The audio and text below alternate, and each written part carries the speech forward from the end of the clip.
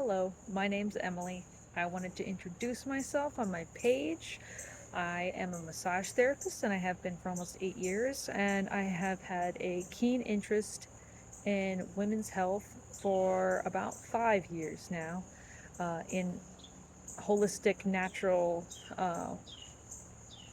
ways to medicine women's health. I wanted to start a page where women could watch and get answers to questions about things they just didn't get answers to. Things that weren't brought up in the doctor's office, in OBGYN, or even other alternative places.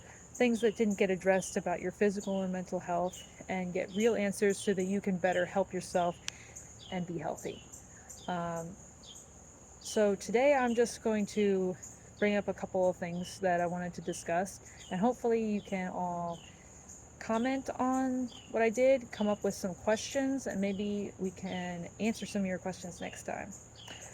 One thing I wanted to bring up was I think that it's super important that all women keep track of their menstrual cycle. Whether or not you are trying to conceive a child, I think that it's very important to do so. Uh, if you think about it, there's so many things that could happen. Uh, and if you don't have a good track on what your normal cycle is, you don't know when it's off. This could help prevent countless things um, from getting too bad, as opposed to lots of conditions like fibroids or PCOS that can affect your cycle, or other serious things like cancers.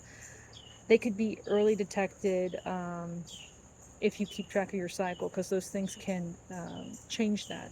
So knowing what your regular cycle is, whether it's always 28 days or it fluctuates from month to month, but knowing what your regular cycle is, I think is really important to do. There's lots of apps that you can use to track that. If you're someone that really doesn't want to track it that way, you can use a journal and track it that way. But I think it's super important to do as soon as you start getting your menstrual cycle, actually, to start tracking it and knowing what your regular one is. If people are more curious about that and how you track it, I can go into that in a later video.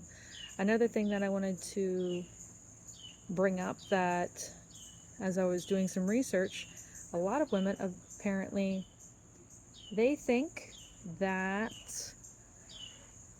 so in case you don't know, after you have a baby, your body is going through a lot of hormonal changes, and especially if you're breastfeeding, you will not get your period back for a little time. Now that can vary. Some women, it takes 6 to 8 weeks for their period to come back. They get it right away. Some women don't get their period back for months or a year, or even until they stop breastfeeding.